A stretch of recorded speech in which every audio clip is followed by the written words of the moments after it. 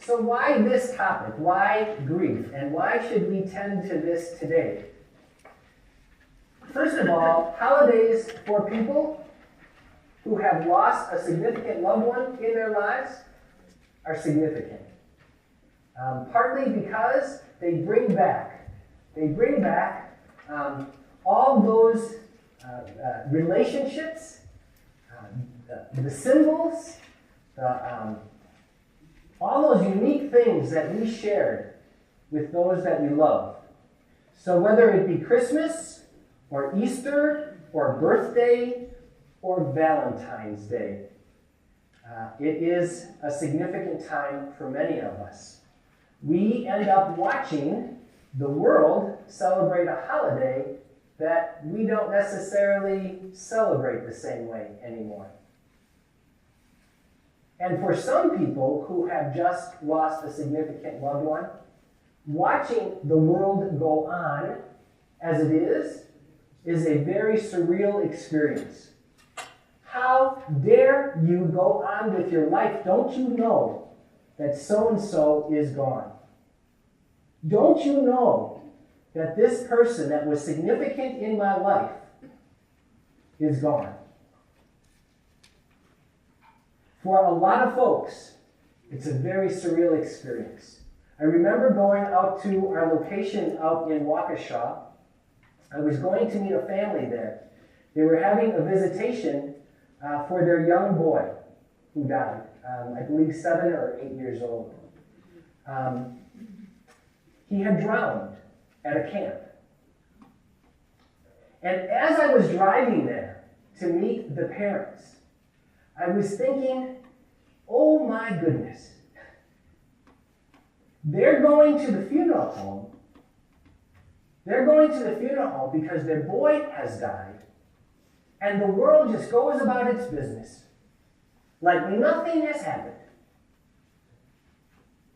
That's what I mean when I say losing someone can be a surreal experience.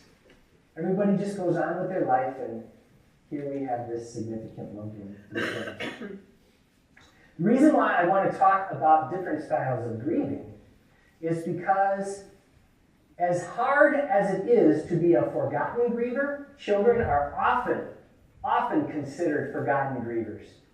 Okay? Children are often considered forgotten grievers. Okay? Partly because of how they act. Partly because of how they act.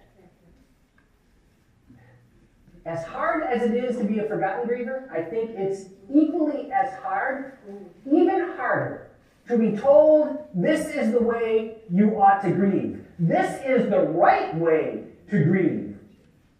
This is the way you, here's the word, should grieve. So that's part of why I want to talk about different styles of grief. This part is about saying, you know what? This is how I grieve. This is my natural way to grieve. And that's okay. And when we get to a place of accepting how we grieve, we can accept how others grieve. We don't have to be all full of advice. We don't have to say to them, well, it worked for me, why isn't it working for you? And I don't know about you, but I know I've caught myself saying that. I know I have caught myself thinking that. I know I have caught myself comparing my loss to someone else's loss, comparing how I'm grieving to how someone else is grieving, judging how someone else is grieving. Don't you think they ought to be over by now? Don't you think it's time to move on? I had a gentleman call me. I will never, ever forget this. Oh my goodness. He was whispering on the phone. This was 1.5 years after his spouse had died. He was whispering to me on the phone. I could barely hear him. Finally, when I asked him to speak up, because I'm getting old too in my hearing. Okay. When I asked him to speak up, He said to me, I put my wife's throw sweater on once in a while at night, and my family members, my children, think there's something wrong with me. Is there something wrong with me? Absolutely not. Oh, this guy, oh my goodness. Of course he wants to put on this sweater. Has the smell of his wife. It's part of the physical connection with his wife that we lose when someone dies. We move from physical presence to one of memory. Of course he wants to smell and have that throw sweater around him once in a while at night. And of course he can still do that, and he's completely normal. You know? Okay. All right. See, I talk way too much and have too many things going on. So let's look at that what works for me survey for a moment. If you don't mind. You have a pen. It's part of the reason why we gave you a pen, because I need you to spend some time with this. Because we're going to talk about, well, what works for me and what doesn't. Before I ask you, no, I think I will ask you, just fill this out. So there are 16 different possibilities on how we express and process grief. And over to the right-hand side, there is a scale. This is something I would least likely do, or this is something I would most likely do. Where am I in that? Where am I in that? So the very first one, sharing my feelings with several others in a group. Well, is that something I would typically do? Well, for me, yeah, it would be. For me, it would be. So I would probably go to about 7, because it's not something that I always want to do, but it's something that would be typical for me. So I would circle 7. Okay? So do you understand what I'm asking you to do? I want to give you just some moments to look at each one and give yourself a rating. Is that something you would least likely do or most likely do, and where would you be on that scale? Okay? So I'll give you some time for that.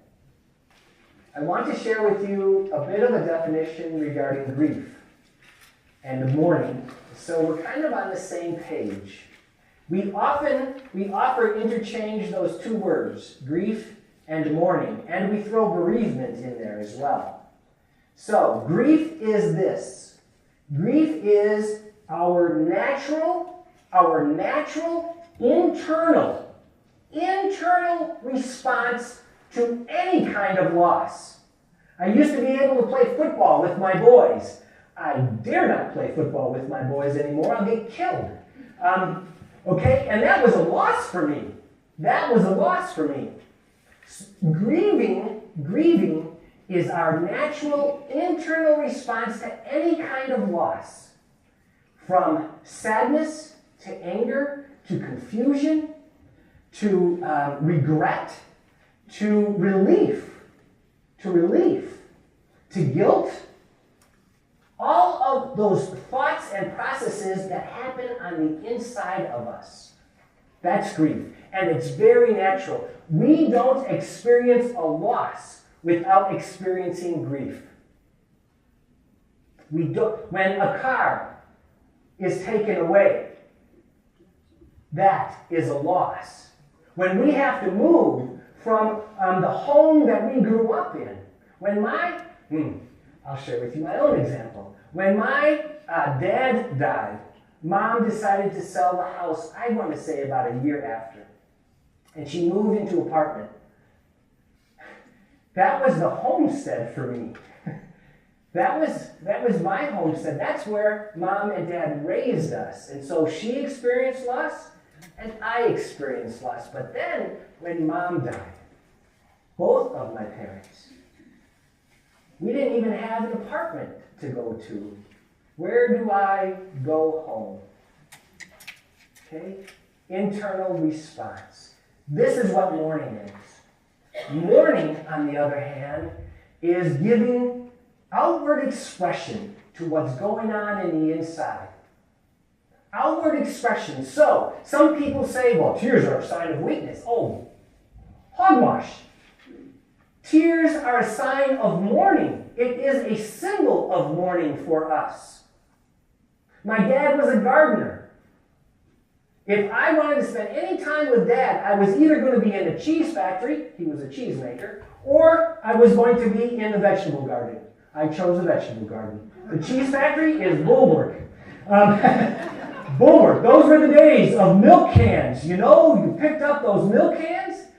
I want to tell a really quick story. So I was just a small little tyke, and I was working at the cheese factory one summer, and part of my job was to help unload these cans of milk and dump them into this vat so we could weigh the milk, because that's how the farmer was paid, based on the weight of the milk. Yeah, well, I wasn't doing that very long.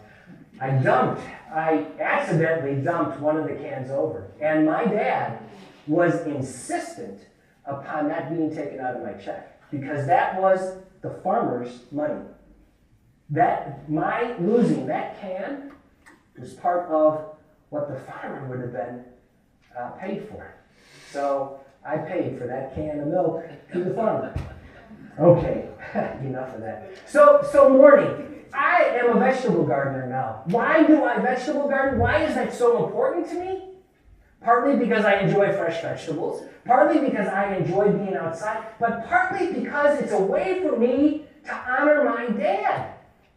I cannot put a hole in the ground and hear a stone against that metal without thinking of my dad. That's mourning. When my brother lost his son, we go there for Christmas, each Christmas, as a family. The first Christmas, we got together without Tim, his son. He had a candle in the middle of the table, lit with angels around it. That's mourning. When we get angry, and we need to be able to yell, that's mourning. I know someone who decided after their very young wife died, put a punching bag down in their basement so he could punch this punching bag.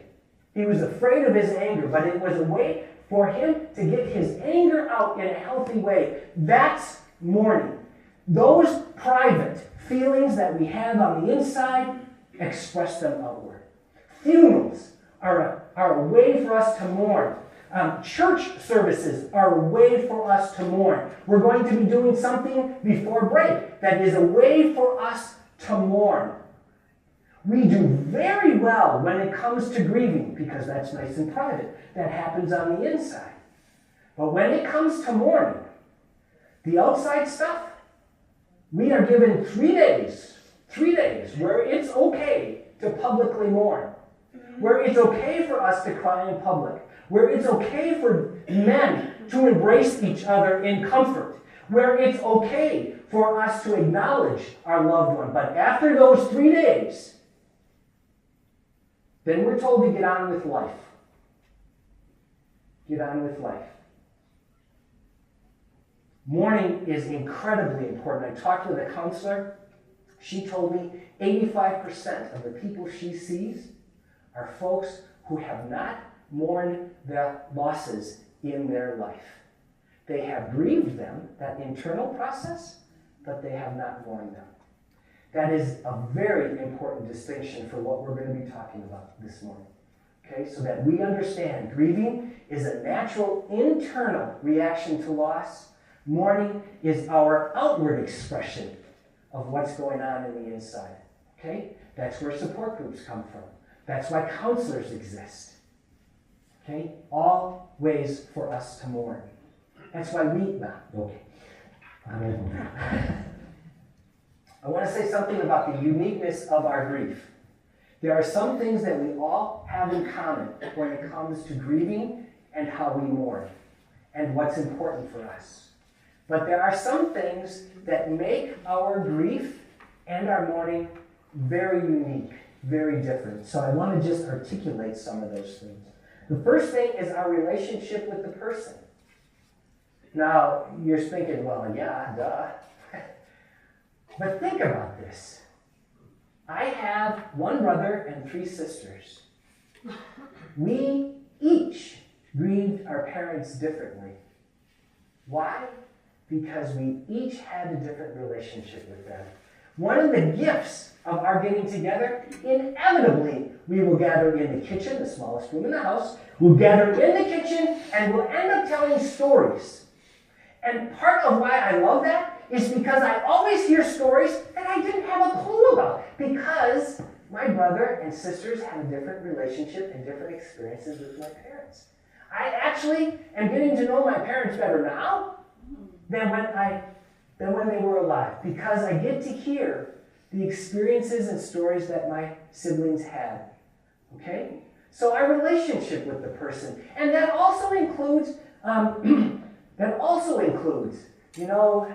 this has happened in me a number of times. People who say, what a wonderful person this was, what a wonderful person.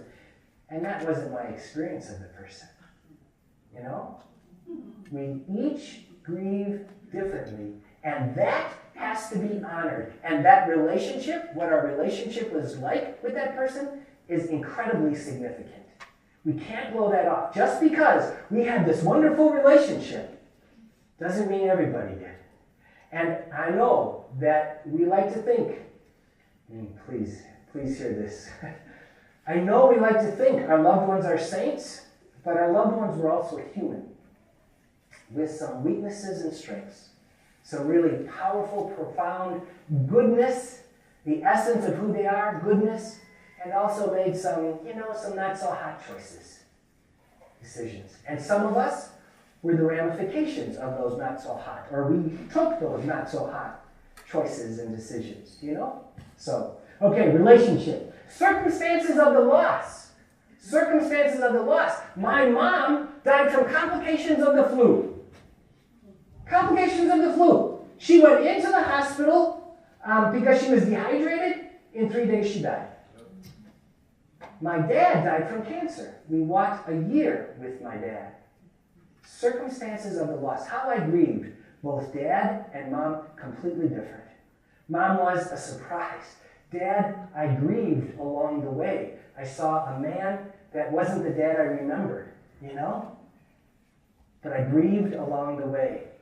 So the circumstances of the loss, suicide, murder, accidents, all of those impact how we grieve, okay?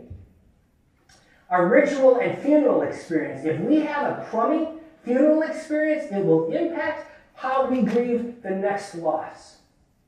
That's why what we do, what Church and Chapel does, what Krause does, I don't care what funeral home it is, that's why what funeral directors do is absolutely crucial. Because that experience for us will impact the rest of our losses. Okay? All right. Our personalities, hello? Are you an introvert? Are you an extrovert? The people in our life, one of the first things when I'm companioning someone who is grieving, the first things I look for is what kind of support system does this person have? Do they have close friends? Are they close to their family? The people in our life will impact how we grieve. Our cultural and ethnic backgrounds. Our cultural and ethnic backgrounds. Our spiritual backgrounds. Our spiritual backgrounds. And part of what's really important with this, I was just with someone who, she found such strength and comfort in her God, in her faith. And she expected that everyone else who is grieving should find comfort and strength in their God and in their faith. She expected that. Because, by golly, it works for her. It ought to work for you. This is the only way to do it. That's the caution. That's the caution. Can we honor and respect your spirituality and your religion and your finding strength in God, and maybe me not? Maybe because I'm just so angry.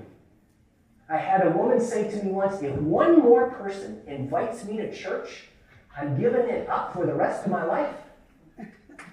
Because her neighbors were convinced all she needed to do was to go to church. She didn't want anything to do with church. She was angry with her faith community, and she was angry with God. Does that mean that she won't ever come back? Absolutely not. In fact, I think when we experience an anger with God, when we experience that spiritual crisis, oftentimes we are drawn deeper into a relationship with God over time. But we have to allow them to have their time. We may not like it. We may think they're maybe out to lunch, or that wouldn't be our way, but it certainly needs to be honored and respected because that's who they are. Okay, so you guys, I just go off on this stuff. Here's another thing that really impacts how we grieve. Other crises that are going on in our lives around the loss. Other crises. A mom who just lost her husband, who has a 5 and a 9-year-old and an 11-year-old. She needs to take care of them. She needs to figure out how is this household going to continue on now? I'm one parent. Other crises in our lives. Our physical health. Our physical health will impact how we grieve. All of those things impact how we grieve and impact our uniqueness in grief. Our uniqueness in grief. And there's one other thing. Our genders. Or at least what we used to think was our gender. So, men need to grieve this way. And women need to grieve this way. Why? Because that's how we were taught. We tell 12-year-old boys, you're the man in the house now. And I still hear it today, and I just want to jump off my chair and go, no, he's a 12-year-old boy. He's a 12-year-old boy. But that notion that you're a man and you grieve this way, and guys, we know what that means. You know, be strong, take care of business, move on, you know, all those kinds of things. And if you're a woman, you need to grieve this way. And you know, women, what those expectations are. You cry, you talk, you have feelings, all those kinds of things. Okay? That's the way it's supposed to work. We've kind of peg-holed people in that. And we don't look at grief like that at all anymore. Praise God. We don't look at grief like that anymore. Because we know that some characteristics that are typically considered feminine are part of men. And some characteristics that are typically labeled as masculine are part of women. And so we have looked at grief now not solely as gender-based, but almost as a continuum. A continuum means we have one end over here, and we have one end over here. And I lie somewhere in there, but I have smatterings of both. It makes a part of who I am. But I will lean one way or the other. That's a continuum. You know? Like, I was talking with a woman about the paintings out there. Beautiful paintings. If we were to place ourselves on a continuum of being an artist, a painting artist, because there are all different ways of art. You know, if one was, not so good, but I enjoy it. 10, oh yeah, I'm an outstanding artist. Where would we put ourselves in there? That's a continuum, okay? So let's look at the continuum of grief, all right? So on one end of the continuum of grief, we have intuitive grieving. Intuitive grieving, which really talks about feeling and talking. Let me share a little bit about what that means.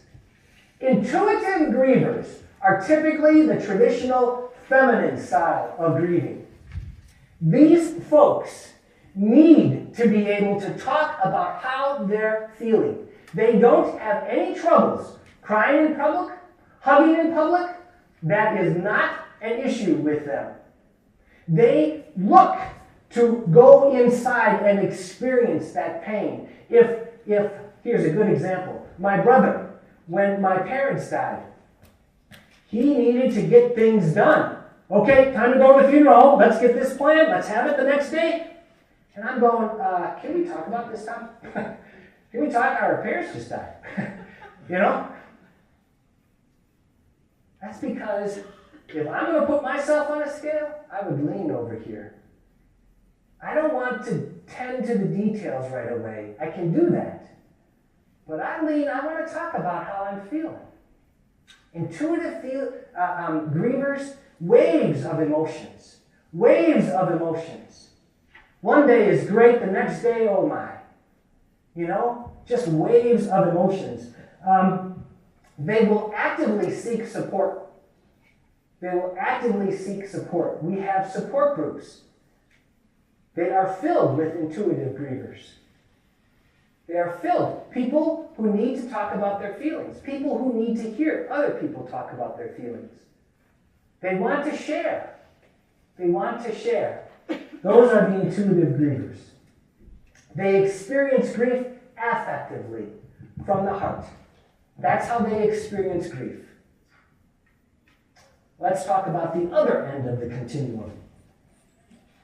The other end of the continuum, traditionally known as masculine, is called instrumental. Instrumental grievers. They are the thinkers and the doers. They will forego their feelings. They will forego what's going on with them to get to the matter at hand. Tom, my brother, good example. He is an instrumental. I'm an intuitive. Sometimes they clash, eh? Sometimes they clash. Instrumental grievers. They feel grief intensely. But they actually move more to thinking. They're the ones who need to know, how did this happen? I want to know from start to finish how this happened.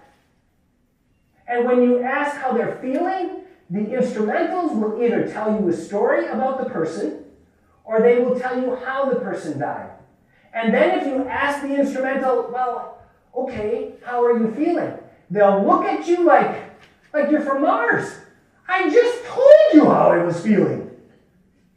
I just told you. I told you a story about George. Or I told you how George died. I told you how I was feeling. Instrumental. They need physical ways. That's the doing. They need physical ways to express their grief. When my brother Tom lost his son Tim, one of the first things he did was to create a scholarship in Tim's honor. That's an instrumental grieving. My going into the garden to honor my dad, instrumental grieving. We do things. I know a hospice each year offers a fishing trip for all of the families that they serve. Why do they offer a fishing trip for all the families they serve? Well, perhaps because Dad was a fisherman.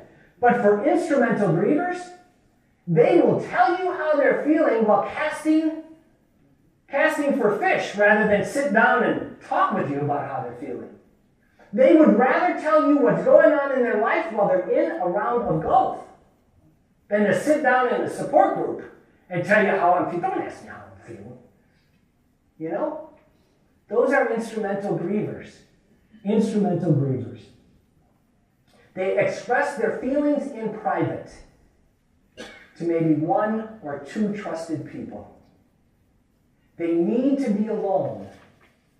They need to have silence because it's part of how they process. Intuitives need to talk so they process. Instrumentals need to have silence so they can process. And they don't want to be part of a group. They want to be with a trusted friend or someone one person. An instrumental griever would easier go to a counselor than to a support group, because a counselor is one-on-one. But quite honestly, even instrumental grievers don't get into going to counselors. Okay? What else? Here's the last thing I want to say about instrumentals before we go back over that piece that you completed. Here's the thing about instrumentals that saddens me. Oftentimes, instrumentals will think there's something wrong with them. Will think that they're not feeling enough, that they're cold. Why can't I cry? People tell me I'm supposed to talk about this, and I just can't talk about how I'm feeling.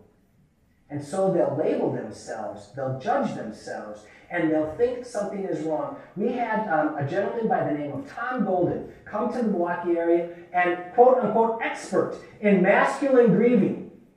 We had women and men there, 50% each. I'd say we had about 60 or 70 people there, okay? I was expecting a number of men to come up to me and say, thank you for bringing this guy in. It's about time. Not one man, of course, came up to me and said something. But a dozen women came up to me and said this. And I was expecting from the women, thank you, now I understand so-and-so. Now I understand my husband. Now I understand my son. They came up to me to thank me because they finally felt okay. They finally felt validated for how they grieve. They were normal. And the feeling in them when they were sharing that with me was palpable. One woman had tears, not running down, but just tears in her eyes. She had thought she was this horrible person because how women were supposed to grieve isn't how she was grieving. Okay? That is sad to me. Really sad. I want you to remember, please remember this. We each have a little bit of both of those in us. There isn't one person in here who is a complete instrumental griever, and there isn't one person in here who is a complete intuitive griever. We have a mix of both, but we naturally lean one way or the other. We have to honor both in our lives, and we have to honor what others need to experience and express when they grieve. The very last one, you're wondering about this one? So this middle person is blended. They feel comfortable in both and actually need both. Equally both. They need to be able to do and to think, and they need to be able to share and to feel. If I were to put myself on the scale, I'd put myself right around here.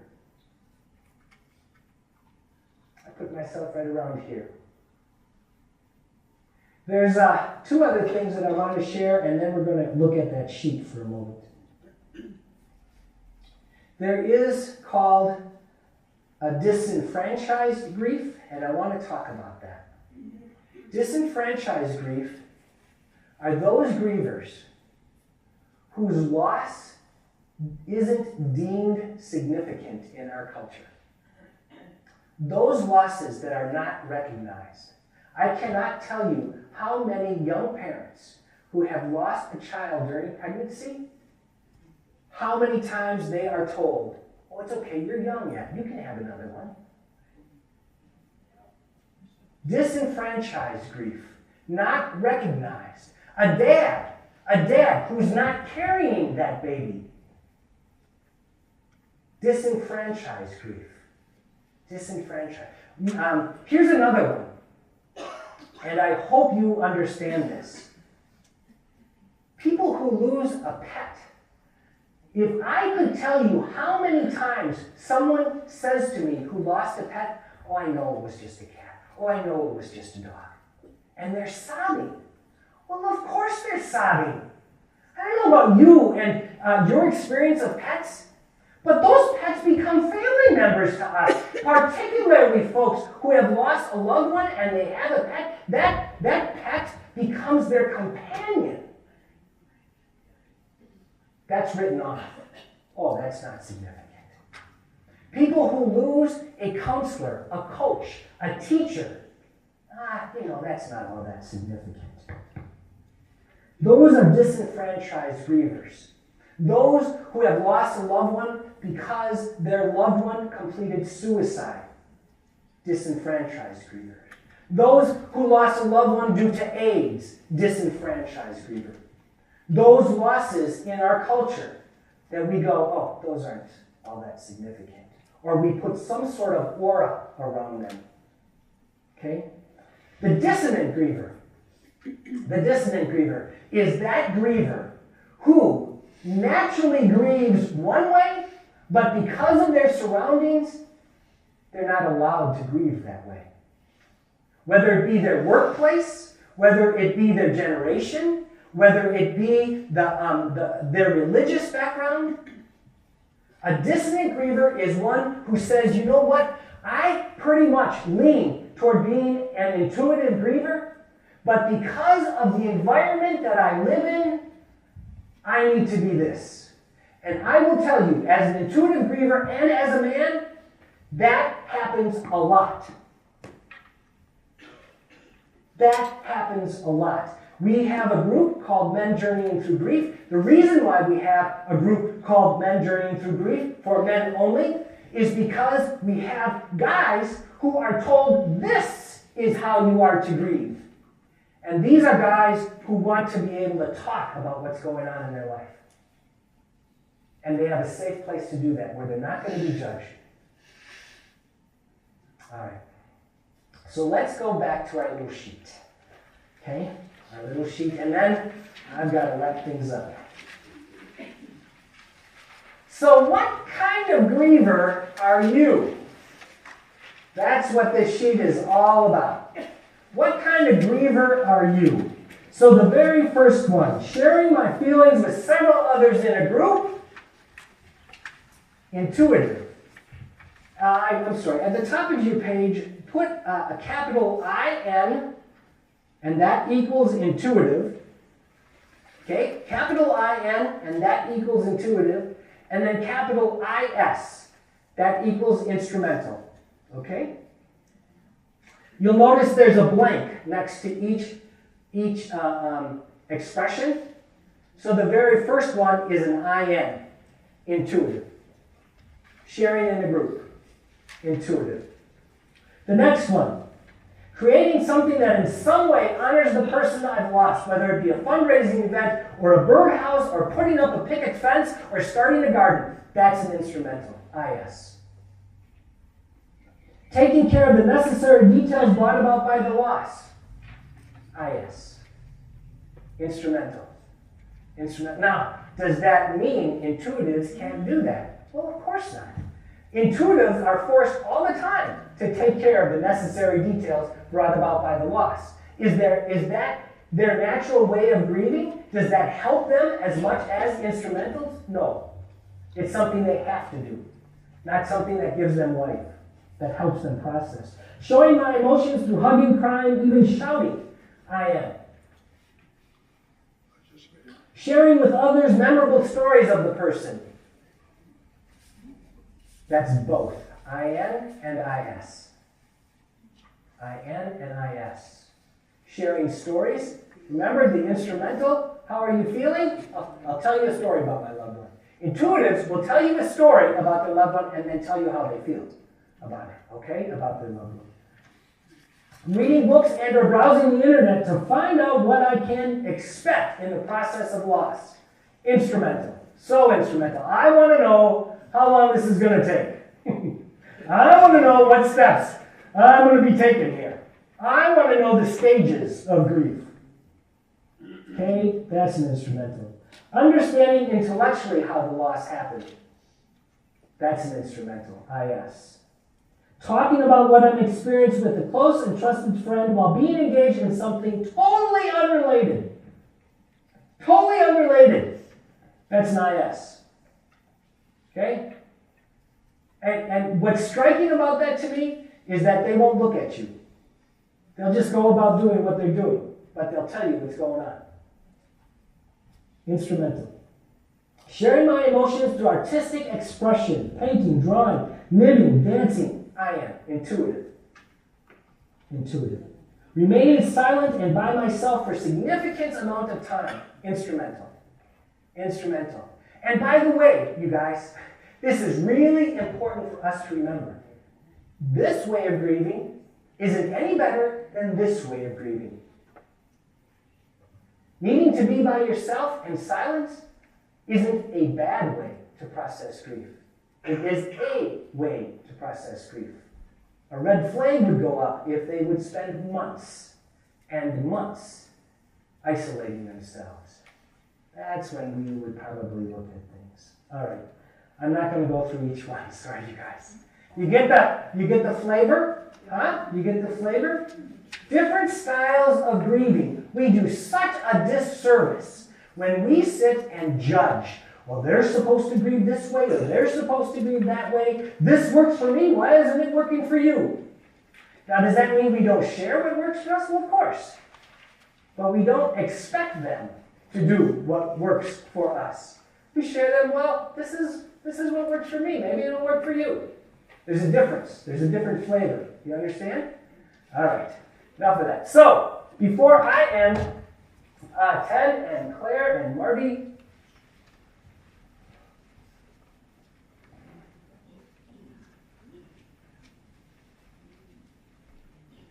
you're going to go ahead. You're going to receive a heart, and I want you to just hang on to that heart for just a moment, and then I'll tell you what I would like us to do with that heart, okay? Oh, good, thank you.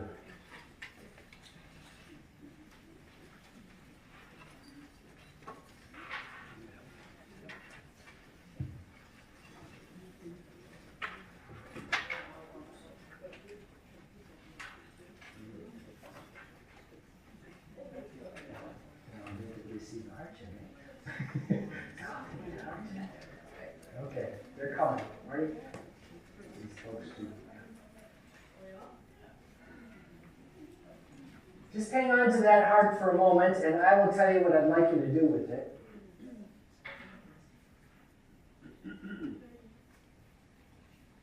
Right up in here. Oh, Marty's got it.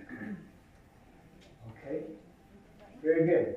So, you will notice that there is a blank line on that card. This Valentine's Day, who do you think about? Who is that significant loved one in your life that you think about this Valentine's Day? Please write that person's first name on that card. Write that person's first name on that card. Yes? Does it have to be a dead person? Well, no, not necessarily, no. Right. Sure. Yep, you can do that too. Absolutely. Absolutely. Okay? Everybody's got a name on that card? Okay? Now this is what I'd like you to do. At your table, only at your table, I want you to share the name with those at your table, the name of the person that's on your card, and one thing, only one thing, that you want them to know about that person. One thing. Now, mind you, not a story, just one thing you want that person to know about that loved one that you have on that card. Okay? One thing. So go ahead. Share the name of the person and the one thing you want everybody on your table to know about that person. One thing. Go ahead. Now what I'd like you to do is to place the glass heart, just the glass heart, in the cup of your hand. The cup of your hand. I'd invite you to close your eyes, and I want you to picture your loved one as I read this reflection. Okay? Close your eyes, put the heart in the palm of your hand, and imagine seeing the face of this loved one.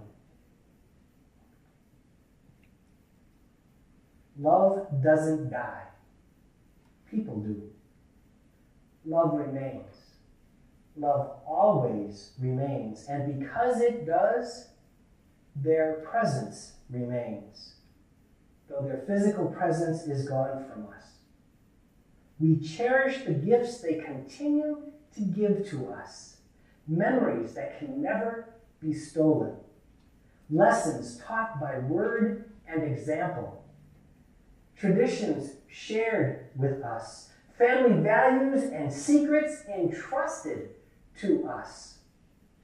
The echo of their laughter and the uniqueness of their voice we carry within us. Their quirky personality traits that drove us crazy, but were somehow so endearing to us. They are part of who we are today. We treasure, we remember, we cherish them always, because love doesn't die. People do. Love remains. Love always remains. And because it does, although changed, their presence remains.